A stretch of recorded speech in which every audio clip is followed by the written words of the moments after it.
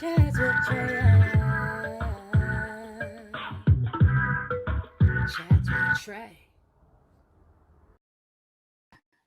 Welcome, everybody, to another episode of Chats with Trae. I'm your host, Trae Holiday, and I'm so excited to have with me a young organizer, Miss Tuyet-Nhi Vo. What's up, Miss Tuyet-Nhi? Hi, thank you for having me. Absolutely. Thank you for being here with us. Now, you are actually here in capacity with Neighborhood House and also the Southeast Seattle Peace Coalition, correct? Yes. Yeah, absolutely. So we're going to get into it. We're going to talk a little bit about you. And I really want to dive in because as a young organizer, what really got you started in organizing with Southeast Seattle and Neighborhood House? Yeah, before I was working with Neighborhood House, I was working with another local nonprofit called Appy Cat. And then also my mother's involvement in prevention. She also works with Neighborhood House, and that kind of enticed me to get involved as well, seeing her involved in all of these community events. What are some of the main missions for the audience here who may not know much about Neighborhood House? What are some of the main missions that Neighborhood House goes after in terms of their organizing work and efforts? Yeah, Neighborhood House really just works within the community. They have a bunch of different areas. So specifically, I work within the Southeast Seattle area. And so they kind of make sure that they're working with the community in collaboration to do to kind of attack some of the issues. So I'm in the community health. We do the HIV testing and we do some education and advocacy around prevention. Yeah. Prevention. That is such a broad term. And so you said your mom has been working in it. What kind of inspired you from your mother's work and her perspective, maybe even probably what the work was of Neighborhood House? What are some of the things that really come to top of mind for you that made you say, you know what, I think I can lend my voice to those efforts as well, Mom? Yeah. I mean, when you think about prevention or like you kind of attend some of the meetings, there are a lot of older people, which is great. But in order to kind of attack the topic of prevention, specifically tobacco prevention, which I'm interested in, you kind of need to give the youth the voice on around this topic. It's quite interesting that not a lot of youth are given that opportunity. And so once I started seeing that there was a lack of youth sitting at the table discussing how some of these policies and programs aren't actually helping their population, that's when I got really passionate about speaking around prevention, tobacco prevention. Well, I think it's really important because when we talk about prevention efforts, again, it can be broad, but we've been expression of these kinds of discussion, particularly around things like tobacco prevention, which went through a spike, right, when folks started to realize that cancer was attached to tobacco. Efforts around even marijuana prevention because it's been legalized. How has the work been for you to bring your youth voice to these tables and to maybe draft some communication around folks that would be like yourself in your age and your generation responding to the messages that are coming out of Neighborhood House? It's a very interesting question. I think the efforts that Neighborhood House has made, it's very inclusive. They kind of work around working with the parents in collaboration. They also have implemented programs within like Aki Kurosi, trying to start within the community and really making sure that they feel like the community is heard and in part of that kind of prevention work, because I think a lot of work around that is done with the thought of the community, but not in collaboration with the community. And I think Neighborhood House does a pretty good job in making sure that the community's input is there. Yeah. So give us, I guess, an example of what a day, with you at Neighborhood House kind of looks like in terms of connecting with community and probably youth specifically around tobacco prevention. What does a typical day look like for Tuyet-Nhi Vo? Well, I kind of started in the midst of this planning for this event. So in a typical day, I'm kind of outreaching to some of the community members that are on the committee and interacting with some of the youth member who have kind of got involved. And it's pretty cool to see like their personal interests kind of applied to what we're doing. Yeah. How much of do you think, and this is just kind of kind of an offbeat question, but how much do you think is really driven for folks to work in prevention work because they've been maybe directly impacted, lung cancer, maybe from long-term tobacco use or things like that, that really kind of elevate people's personal stories so that they can bring that lived experience into tobacco prevention, particularly in the areas you're working in with Neighborhood House? Yeah, I feel like it's very highly influenced by their own personal experiences. Personally speaking, my family has a long history of tobacco prevention. Um, and so, kind of realizing that there's kind of a lack of information or lack of resources for the community, I think that makes people very passionate about the cause. Yeah. And you said you're working specifically in Southeast Seattle. What has been kind of the response from, some of the maybe campaigns you guys are running, some of the communication you're doing around tobacco prevention? How have you been seeing like the response from residents in Southeast Seattle? Um, I haven't been working with Neighbor House that long, Mhm. but from the responses that I've seen, it's very good. It's an overall um, there's good responses with the community, and I feel like the families in Southeast Seattle feel heard with Neighborhood House, just because like I've just like talked about how they've implemented programs within the middle school and kind of collaborated with the families and the parents, which is amazing. Yeah, Yeah. yeah. It just, I think it's when you're talking about prevention, it really does take an intergenerational approach because oftentimes, there's, some folks that may be stuck in their ways around tobacco usage. And again, when you have something like tobacco that has been, legal for so many decades, right? I think the ideology around tobacco use, folks would say, yes, we know it causes cancer. Yes, we know we shouldn't smoke around young folks. But it's really important when you're talking about directing messaging to middle school students so that they understand before they even get to be able to buy tobacco, that they're understanding the harsh effects of it. Is that something that you guys are putting in your messaging? So what you've seen thus far at Neighborhood House?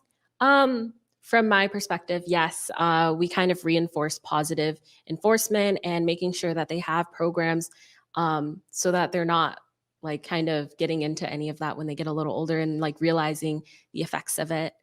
Yeah.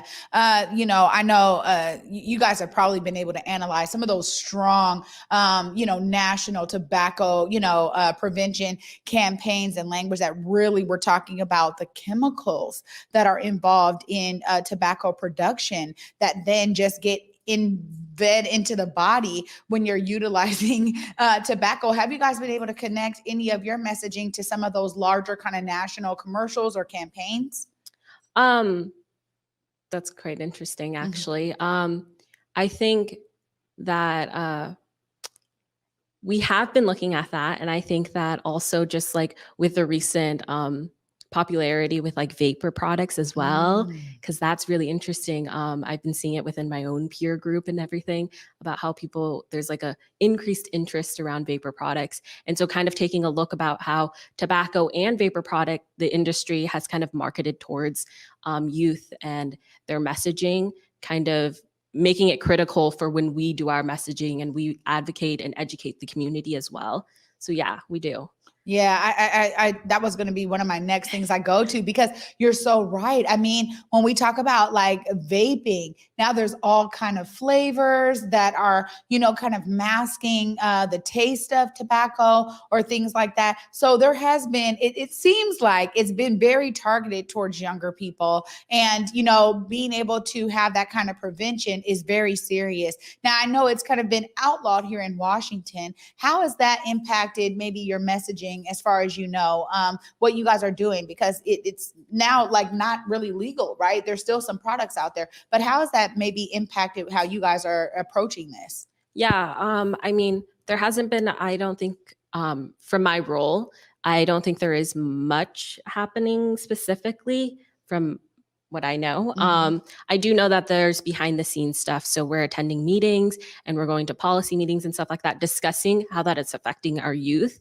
Um, but I know primarily we have a campaign, Most Steer Clear, and they Mm. do marijuana use and driving. So there's a couple of messaging around that, making sure like you know what's happening, and then like driving under the influence with marijuana use and stuff like that. Well, so just quickly before we go to break here, the ways that it's kind of broken down, maybe committee by committee at Neighborhood House, is it about very specific prevention tactics? Like you said, you know, you've been working on tobacco prevention, then maybe there's another group around marijuana prevention, maybe another group around maybe some of the harsher drug preventions. We know that methamphetamines and opioids have been kind of on the rise. So are you guys hitting all of the spectrums around just prevention of these kinds of products in general? Our committee and our like the sections of our organization, it's kind of overall, but we do take on projects or campaigns specifically for specific things. So like we have the most steer clear for marijuana, and so or we'll attend meetings for vaping. So it's not inclusive or specifically for one thing, but we do try our efforts for as much as we can. Good. I think it's important that people hear these kinds of messages from youth like yourself, and kudos to you for digging in and seeing yourself as a part of the solution. It's something I'm always saying on this platform, is that it's so important that we all kind of give into something. And I'm glad that you found something that sparks your interest so that you can give your time to it. You know, we're going to be talking after the break here about an event that you guys have coming up with Southeast Seattle Peace Coalition. And you guys are going to be putting these mayoral candidates at the fire. So I'm really interested to learn more about that. You guys stay tuned. We're going to take a quick break right now. You're watching Chats with Trae.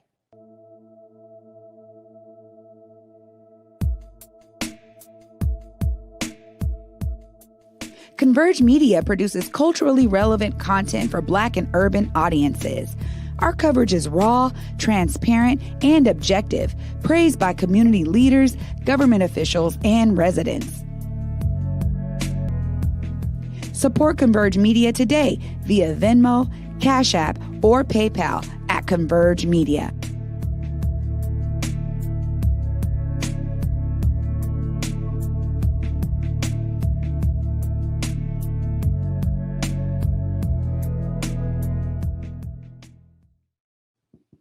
Thanks, everybody, for joining us today on this episode of Chats with Trae. I am joined by Tuyet-Nhi Vo of Neighborhood House, but also of Southeast Seattle Peace Coalition. So we're going to talk a little bit about the Peace Coalition and this event you guys have coming up on the 27th of this month. I want to give you the floor here so you can really describe what this event is all about and why you guys are asking for these mayoral candidates to come out and speak to your audience. Yeah. So again, like you said, it's happening May 27th, 4 to 5 p.m. And so in the past, this has been always an annual event, but in the past, we've kind of come together every year to kind of talk about and celebrate what has happened over the past year. But this year, we're looking at bringing the mayoral candidates to us online to kind of discuss some of the issues within Southeast Seattle. And with that, we hope that the community can use this forum as a tool because, as we know, the mayoral election is coming up. And so that kind of gives the community a better idea on what mayoral candidate kind of reflects and addresses some of the issues they are concerned about. Yeah, I think it's so important. I mean, when we talk about mayoral candidates and these kind of candidate forums, that there is a way to really elevate youth voices. What had you guys saying, you know what, we're going to have some of the youth really at the lead of this, really organizing this and making sure that their concerns are part of the questions? Yeah, I think it's really important that they're part of it because, you know, some of them aren't allowed to vote yet. So they can't decide, but they do have the power to kind of organize this forum and create some questions specifically for these candidates to address issues that they're really, that they've seen in their community that they feel are important. So though they can't vote, we give them kind of the opportunity to say like, hey, you know, this is important. You should talk about this to the community.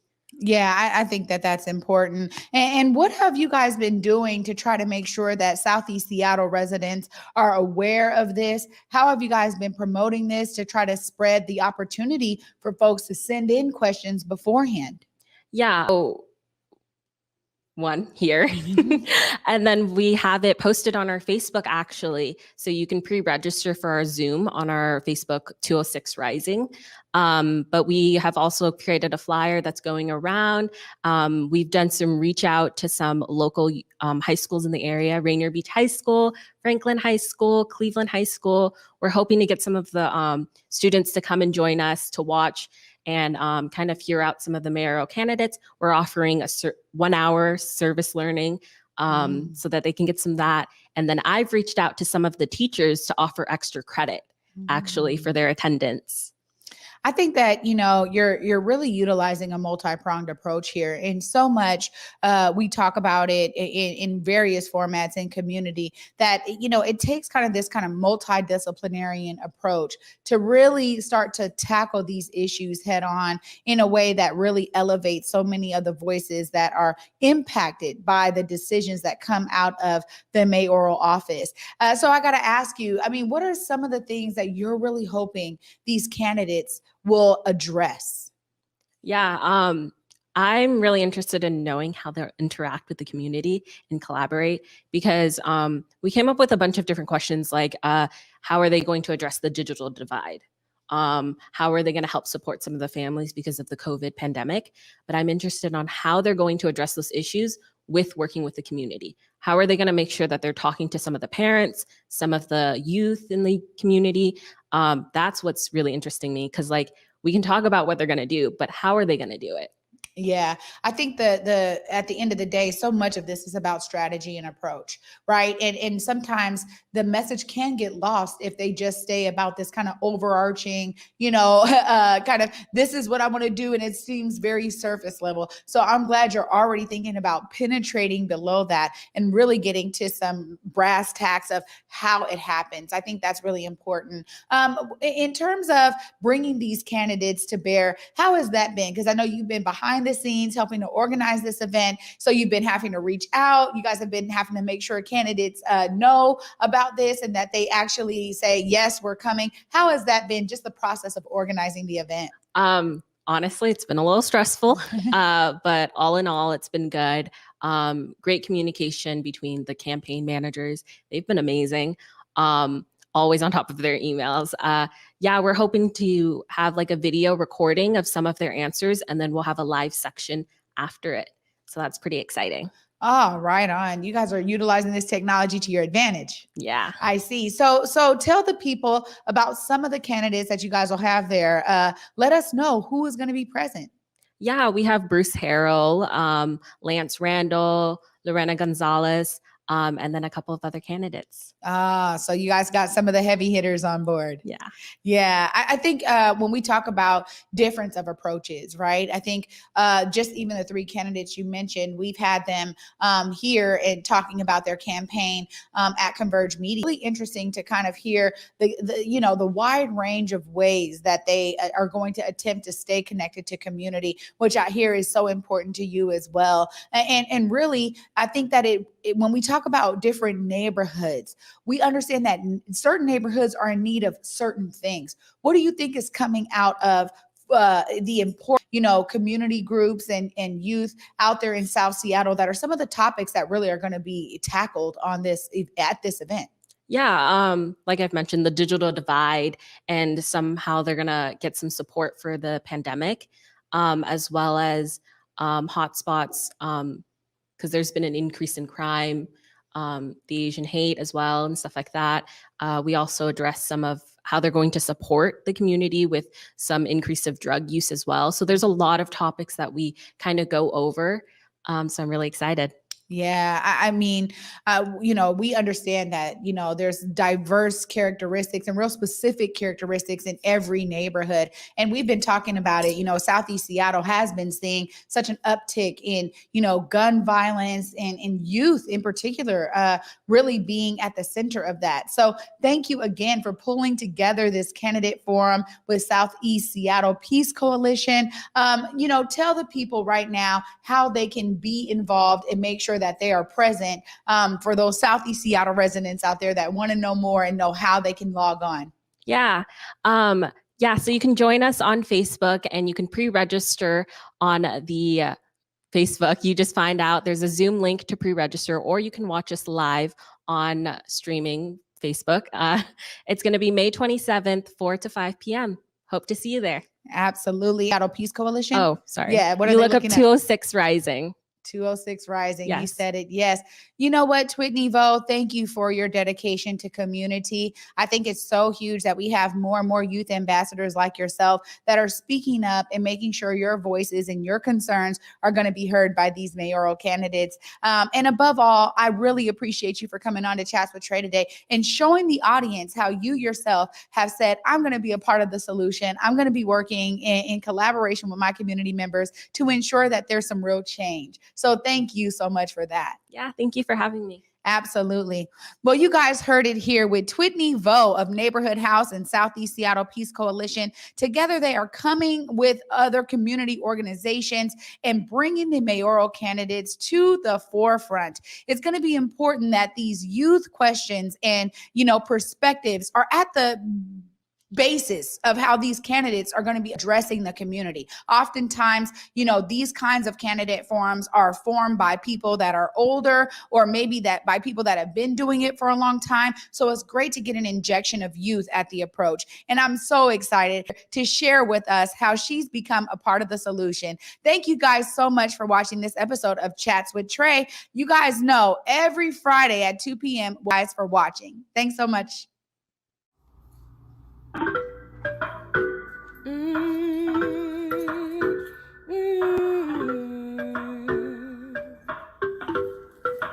Chats with Trae. Chats with Trae. Chats with Trae.